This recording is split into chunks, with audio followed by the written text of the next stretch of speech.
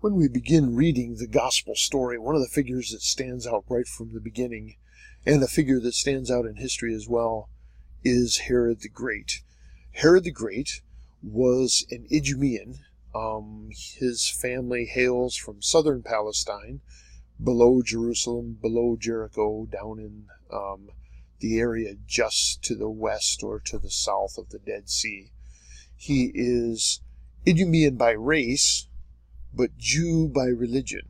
His father was Antipater II, his grandfather Antipater I, and so he comes to power and wealth and prestige because of his family. When he was young and people traveled to visit his family at Petra, he would meet people from all over the world, and it would give him a wider picture of the world in which he lived than most people would receive. He was also said to be a good horseman and a good wrestler.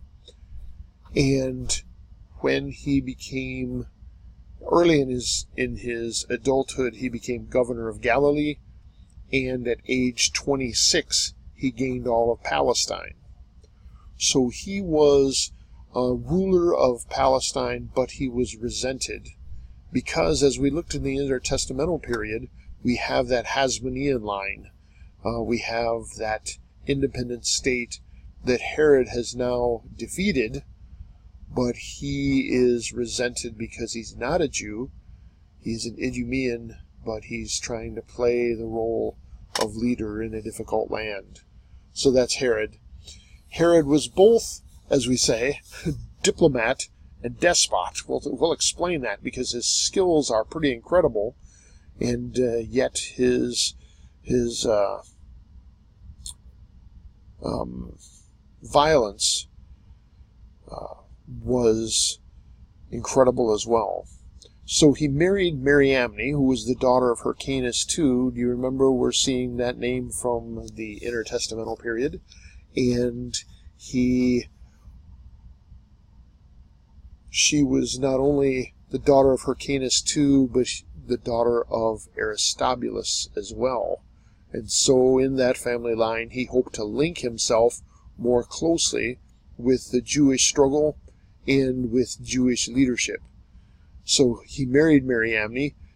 He won the war in Palestine, and as a result, the Roman Senate in 40 BC at age 33 named him King of the Jews. Now, isn't that interesting when you get to the story of the wise men, and the wise men come to Herod the Great and ask, where is the born King of the Jews? Nobody wears that title. The Roman Senate gave it to him. So you can see suddenly the interest that piqued in Herod's mind when where is the King of the Jews is the question of the hour. So he defeated the Hasmonean leader. He's the king in Palestine. In order to cement his grip on authority in the area, he tried to take over the Sanhedrin by making sure he would always have a majority, by killing 45 of the 71 members, and then the chief priest who headed the Sanhedrin he appointed. First he appointed someone who was just a loyalist, and his wife Mariamne convinced him to put her brother in the position as high priest. So he did that, but then it didn't apparently turn out so well because brother mysteriously drowned in the pool in Jericho, and nobody said anything suspicious happened, but had to get another chief priest. Herod also murdered his wife. His sister Salome accused Mariamne of infidelity, and so Herod had Mariamne killed, and then he thought better of it, and he regretted that move the rest of his life. But see, he murdered his wife, he murdered his sister, some other relatives, 45 of the members of the Sanhedrin. So he is both vicious and careful administrator, and we'll show that now. Listen to this tale of diplomacy, and you'll see some of the skill of Herod. Herod built the Antonia in Jerusalem, partly with funds supported from Mark Antony and Cleopatra. And he had a strong relationship with both Caesar and Mark Antony. And Caesar and Mark Antony had a falling out. And so they went to war against each other, and Herod went into the war on the side of Mark Antony, which from history, that's the losing side. And so Octavian, also named Caesar Augustus, defeated Mark Antony and Cleopatra in 31 BC and became the sole head of the Roman Empire. That immediately puts Herod in some jeopardy and his kingship in Palestine in question as well. So Herod quickly travels to Rhodes to meet with Octavian, and you can imagine the kind of diplomacy that takes place, because he boldly pledges to be as loyal to Octavian as he was to Antony, and he's able to convince Octavian to allow him to keep his kingship in Palestine, and Octavian and he were then friends. So what a coup in diplomacy, to be able to have supported the losing side in a war, and then immediately to be able to turn that around and not miss a step in your rulership in Palestine. Is that pretty incredible?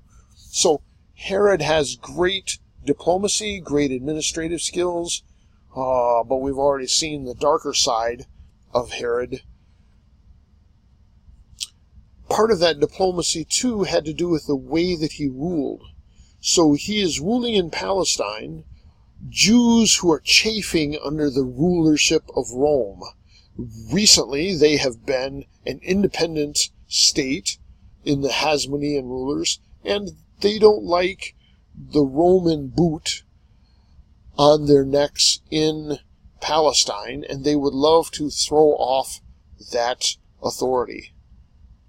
So Herod is ruling on behalf of Rome in Palestine. So he has to keep the Jews happy and keep Rome happy at the same time. Now you can imagine that that's a trick, but it's not so hard, apparently, for Herod the Great. So Herod promotes the honor and the prominence of Judaism. He is like Judaism's cheerleader. And in the end, actually, he tries to point some of their messianic expectations toward himself. So he promotes the honor and prominence of Judaism, but he tries to suppress nationalism. So he wants people to revere Judaism, but not give Jews the sense that they can overthrow the Roman yoke. Do you see it? So he suppresses nationalism, the desire to rebel, and yet promotes Jews so that that religion would be more accepted in the empire. See what he's doing? We said that Herod was a great administrator. He built huge fortresses throughout Palestine, from Antonia in Jerusalem to Herodium, within eyesight probably of the stable where Jesus was born, to Masada, which is when things won't go so well for the Jews in 70 A.D. He built Macarius, east of the Dead Sea, so there's a fortress on each side of the Dead Sea, and then there's a fortress to the north, Alexandrium, in Samaria. So all of these fortresses are in a line down through Palestine, so that if you ever need to get a message, you can do it by light in a matter of minutes from one end of the kingdom to the other end of the kingdom by signaling the next fortress in the line, and they turn and signal the next one and the next one, and talk about being able to warn your armies in case of invasion or wanting to get prominent messages out. You can do it quickly by the way in which Herod constructed these fortresses in a line. You can see the one to the south and you can see the one to the north from where you are. That's pretty incredible. So Herod built these massive fortresses. Masada is in the colored picture at the top. You can see what it looks like now from the edge. And then the fortress at the bottom. Can't remember now. I think that's the Antonia. But again, look at the building structure that Herod was able to. I mean, these over and over again. Besides all of the other works that he did, he has this string of fortresses that provide protection for his Palestine, but also for his rulership. Herod's greatest building project was the temple. 36 years it took to build from the kind of temple that you had during the intertestamental period, the kind of temple that was rebuilt at the return of the Jews from Babylon and from Persia. And so the temple experienced a serious upgrade under Herod. You can see where the temple is in that diagram on the left. And then you can see all of the other things that have been added along the way. The Gentiles' courtyard, there's the Antonia fortress on the side, the royal portico, huge surface area under Herod, and it took 36 years to build, and they were still building. And so it's a shock when Jesus says, tear down this temple, and in 3 days I'll raise it up. It's 36 years so far, and we're not done yet. So there's a model on the right of what that temple would look like. So huge building projects, all for the security and for the greatness of not only Palestine, but of Herod the Great. Herod the Great's later years, he was ravaged by disease, which may have caused him to be emotionally suspect as well as physically compromised. So the disease, some have even mentioned like syphilis, which would have that madness aspect near the end. So Herod, we know, died in 4 BC. He died in Jericho. Jericho was a city given to him by Caesar Augustus.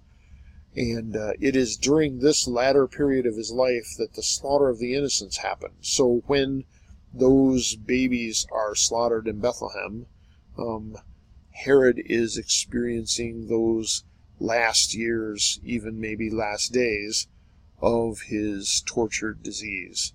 So that's his latter years. So Herod the Great's a pretty incredible guy. He's a study in contrast between a capable administrator and a great builder, and yet a despot and a tyrant, and responsible for slaughtering family and so many others in order to retain power. He is just the beginning of the Herodian dynasty, and we'll talk about the other Herods that are going to play out in the life of Christ in a future video. Thanks for listening.